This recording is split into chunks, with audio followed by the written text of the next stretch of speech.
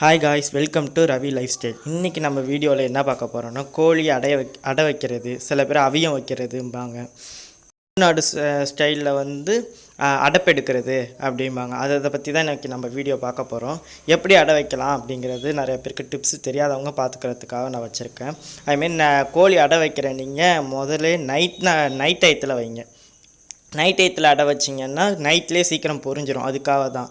ஏன்னா காலைல ரொம்ப நேரம் உட்காந்துருக்கிற மாதிரி இருக்கும். நைட்டில் வச்சிங்கன்னா நைட் ஃபுல்லாக இருந்து காலைல திறந்து பார்த்தீங்கன்னா கோழி குஞ்சு இருக்கும். அதனால் காலைல நீங்கள் மாற்றிடலாம். எப்போதும் போல் எல்லா முட்டையும் பொரிஞ்சிடும்.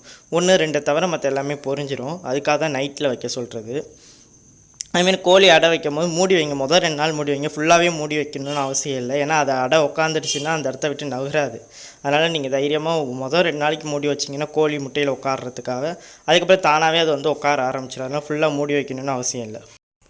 அதுமாரி கோழி முட்டையில் எதுக்கு நான் நம்பர் போட்டு வச்சுருக்கேன்னா, எங்கள் வீட்டில் 2-3 கோழி இருக்குது. அது வந்து முட்டையோட முட்டையாக சேர்த்து விட்டதுனால எந்த இதுன்னு தெரியாது. அதனால் வச்சுருந்தேன். அதுமாரி அடை பொரியாமல் இருக்கும் போது எந்த முட்டை பொரியல அப்படிங்கிறது தண்ணியிலையோ ஏதோ டெஸ்ட் பண்ணுறதுக்கு இது எல்லாமே பொரிஞ்சிடுச்சு. பொரியாததுனால நான் வேறு வீடியோவில் காமிக்கிறேன். பொரியலைன்னா அது எப்படி கண்டுபிடிக்கிறதுன்னு. ஓகேங்களா? அதுக்காக தான் இது போட்டிருக்கேன். மிளகாவும் ஆணியும் வச்சுருங்க. செல்லு வராது ரொம்ப. இப்போ முட்டையெல்லாம் வச்சாச்சு. இதோட வச்சு கோழி கூடையை போட்டு மூடிடுங்க. அதுக்கப்புறம் 7ஆம் தேதி பார்ப்போம். அடை வச்சதுலேருந்து 7 நாள் கழித்து பார்ப்போம். கேண்டிலிங் மெத்தடு. கரு கூடி இருக்கா கூடலையான்னு பார்க்குறது இது.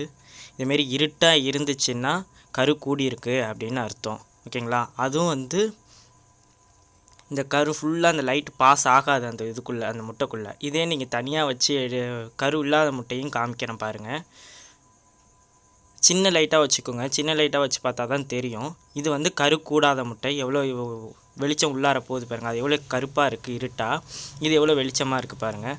அதுமாரி ஒரு சில முட்டையில் வந்து கரு கூடி இருக்கும் போது 3ஆம் நாளே நீங்கள் பார்த்தீங்கன்னா அப்படியே அந்த முட்டைக்குள்ளே ரெட் கலரில் அப்படியே நரம்பு மண்டலம் போகிற மாதிரியே தெரியும். அதை வச்சே நீங்கள் பார்த்துக்கலாம். அதுமாரி இல்லை அப்படின்னா ஒரு 5ஆம் தேதி கழித்து பாருங்கள். அப்போ வந்திருக்கும் ஒரு சிலது. அப்பயும் வரலைன்னா அந்த முட்டையெல்லாம் கரு சேரலை அப்படின்னு அர்த்தம். 5ஆம் நாளே எடுத்துடலாம். இல்லைன்னா 3ஆம் நாளே நிறையா இதுக்கு வந்துடும். அதுமாரி ஒரு சில பாருங்கள், இந்த முட்டையில் நல்லா வெளிச்சமாக இருக்குது பாருங்கள். அது ஒரு சில முட்டை வந்து மஞ்சள் கலர்லேயும் இருக்கும். அதனால் ரெட் கலர்லேயும் இருக்கும், மஞ்சள் கலர்லேயும் இருக்கும். ரெட் கலரில் இருந்தாலும் நரம்பு மண்டலம் போகிற மாரி தெரிஞ்சிருந்தால் மட்டும்தான் கரு கூடி இருக்குன்னு அர்த்தம். அப்படி இல்லை அப்படின்னா நீங்கள் 5ஆம் தேதி நீங்கள் திருப்பி டெஸ்ட் பண்ணி பார்த்துட்டு அதுக்கப்புறம் எடுங்க. நான் எடுத்தது வந்து 7ஆம் தேதி தான் எடுத்தேன். ஓகேங்களா? இது கரு கூடி இருக்க முட்டை எவ்வளோ இருட்டாக இருக்குது. அந்த முட்டைக்கு இந்த முட்டைக்கு டிஃப்ரென்ஸ் பாருங்கள். இதெல்லாம் கரு கூடின முட்டை வந்து ரொம்ப இருட்டாக இருக்குது. அது ஷார்ப்பாக இருக்கிற இடத்த விட்டுட்டு கீழே போல்டாக பெருசாக இருக்குது பார்த்தீங்களா, அந்த இடத்துல நீங்கள் வந்து டெஸ்ட் பண்ணி லைட் அடித்து பார்த்தீங்கன்னா ஒரு கேப் உங்களுக்கு ரவுண்டு மட்டும் தெரியும். மற்ற எல்லா இடமும் இருட்டாக இருக்கும். அந்த இடத்துல மட்டும் ஒரு கேப்பு தெரியும். அப்படின்னா அது எனக்கு வீடியோவில் உங்களுக்கு கரெக்டாக தெரியல. நீங்கள் லைட் அடித்து பார்க்கும்போது உங்களுக்கு நல்லா தெளிவாகவே தெரியும்.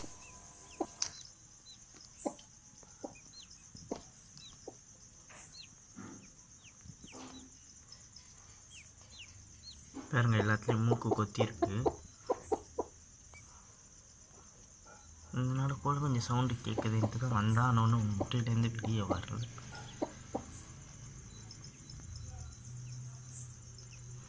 நவுத்தாதீங்க முடிஞ்ச அளவுக்கு.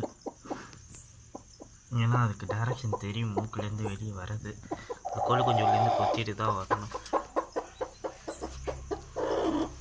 அதனால் கோழியை நம்ம பார்த்தோம்.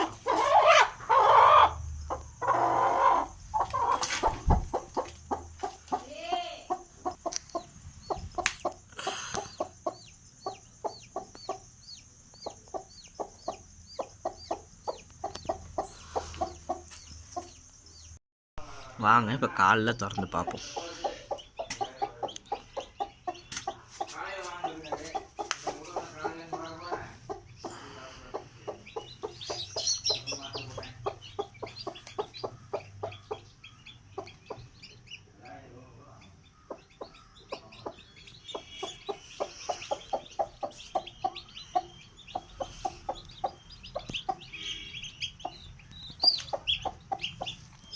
இந்த முட்டை ஓட்டெல்லாம் எடுத்துருங்க வெளியே. இது இன்னும் இருக்குது. நான் நைட்டு எடுத்து வச்சது வெளியில். இல்லைன்னா அதில் கோழி கொஞ்சம் போய் மாட்டிக்கும். ஓகேங்களா? பொரிஞ்ச குஞ்செல்லாம் இடுக்கலாம். இல்லை முட்டை ஓட்டுலேருந்து வெளியே வருங்களா, அது ஓட்டை உடச்சிக்கிட்டு வரும் போது இந்த ஓடும் அதில் கவர் ஆகிட்டுன்னா உள்ளே கோழி குஞ்சு சுற்றுறோம். அதனால் இந்த ஓட்டெல்லாம் வெளியே எடுத்து போட்டுருங்க கையோட. ஓட்டை எடுத்து போட்டால் இன்னும் 2 முட்டை மட்டும்தான் பேலன்ஸ் இருக்குது. இது ஒன்று ஓட்டிலேருந்து வெளியே வந்துக்கிட்டுருக்கு. இந்த முட்டை 10ஆம் நம்பர் முட்டையிலேருந்து வெளியே வந்துட்டு அந்த ஓட்டை எடுத்து போட்டுருமா.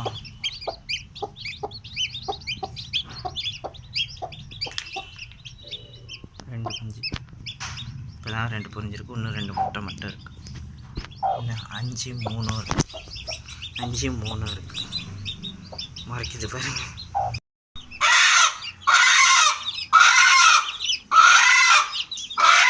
வச்சிருப்பா. பேலன்ஸ் இந்த 2 முட்டையும் பொரிச்சிருச்சுங்க. 5ஆம் நம்பர் 3ஆம் நம்பர்.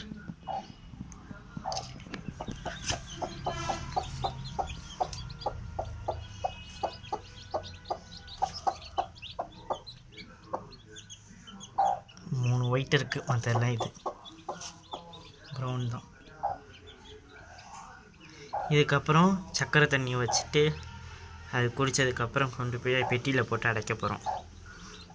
ஒரு வாரத்துக்கோ இல்லை 2 வாரமோ போட்டு அடைச்சி வச்சிங்கன்னா கொஞ்சம் கோழிக்கு குஞ்செல்லாம் கொஞ்சம் காப்பாற்றும். கொஞ்சம் அடைச்சி வச்சிங்க அதுக்கப்புறம் மேய விட்டு இருந்தீங்கன்னா கொஞ்சம் அதுக்கு ஒரு அனுப்பாக இருக்கும். அதுக்காக அதுமாரி கோழி அடை வைக்கும் போது இதேமாரி பெரிய கோழியாக நல்லா பாந்தமாக பெருசாக இருக்கிற கோழியாக வைங்க. இது வந்து நாங்கள் 2-3 வாட்டி அடை வச்ச தாய்க்கோழி மாரி நாங்கள் இதை மட்டும்தான் அடை வைக்கிற கோழின்னு வச்சுருக்கோம். எல்லா கோழியும் வைக்காமல் அந்த கோழியாக வச்சிங்கன்னா கொஞ்சம் நல்லா காப்பாற்றும். ஓகேங்களா? நல்லாவும் பொரிப்பும் நிறையா பொரிக்கும். எவ்வளோ முட்டை வைக்கிறோமோ இப்போ பாருங்கள் 10 முட்டை வச்சுருந்தேன். 11 முட்டை வச்சுருந்தேன். 11ஆவது முட்டை வந்து கொஞ்சம் உடஞ்ச மாதிரி இருந்துச்சு. அதில் செல்லு வர மாதிரி தெரிஞ்சு கேப் விட்டு உடஞ்சிருந்தது. அதனால் அன்றைக்கே டிஸ்போஸ் பண்ணிட்டேன். டெஸ்ட் பண்ண அன்றைக்கே தூக்கி போட்டேன். அதில் கருவும் உண்டாகலை. சரின்ட்டு நான் தூக்கி விட்டேஞ்சிட்டேன் அன்றைக்கி.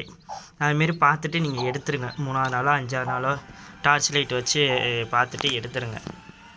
அப்படி பொரிக்காத முட்டை வெந்ததுன்னா கோழி மற்ற முட்டையும் இதாகிடும். பொரிக்க விடாது எடுக்கலேருந்து. அதனால் நீங்கள் உடனே அதை எடுத்துருங்க. லைட்டை அடிச்சுட்டு எந்தெந்த முட்டை இருக்கோ அப்படியே வச்சு நாங்கள் எப்போவும் 10 முட்டை 9 முட்டை தான் வைப்போம். ஓகேங்களா? அதுமாரி செல்லு வர விடாமல் பார்த்துங்க. செல்லு நிறையா இருந்துச்சுன்னா கோழி உட்காராது. மூடியே இருந்துச்சுன்னா ரொம்ப நாள் மூடி அப்பப்போ திறந்து விட்டிங்கன்னா ஒரு சமயம் செல்லு இருக்கும். வெயில் இருக்கிற பக்கமாக இருந்தால் சரி.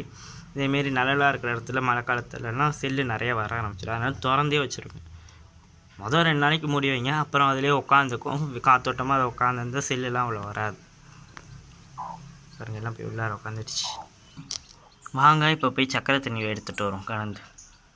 தண்ணியில் சர்க்கரை நாட்டு சர்க்கரையோ இல்லை வெல்லமோ கலந்து அந்த தண்ணியை தட்டில் ஊற்றி வச்சா தானே குஞ்சுகள்லாம் குடிச்சிடும். ஏன்னா இந்த முட்டை ஓட்டுக்குள்ளேருந்து இந்த ஜவ் மாதிரி இருக்குது அதெல்லாம் கொஞ்சம் தின்ன இருக்குங்க. அதெல்லாம் கொஞ்சம் இது போச்சுன்னா கொஞ்சம் அதுக்கப்புறம் நல்லா மேய்ங்க ஆர்வமாக கொஞ்சம் ஆக்டிவாக இருக்கும். அதுக்காக தான் இந்த மேய்து பாருங்கள். அதுக்குள்ள மண்ணுக்குள்ளே இருக்க ஓடு இதெல்லாம் திங்குதுங்களா, அதுக்காக தான் இந்த சர்க்கரை தண்ணி. இங்கேருந்து சிக்காமல் கொஞ்சம் இதாக இருக்கும். இனிப்பு குழந்தைக்கெல்லாம் இனிப்பு தண்ணி கொடுப்பாங்களா அது மாதிரி. பாருங்கள் சர்க்கரை தண்ணியை கரைச்சி கொண்டாந்து வச்சுட்டேன். கோழியெல்லாம் பெட்டிக்குள்ளே போட்டு மூடி வச்சுருக்கேன். இதுக்கப்புறம் சாயங்காலம் அந்த பெட்டியில் மாற்றி விட்ருவோம். பாருங்கள் இங்கே இருக்குது.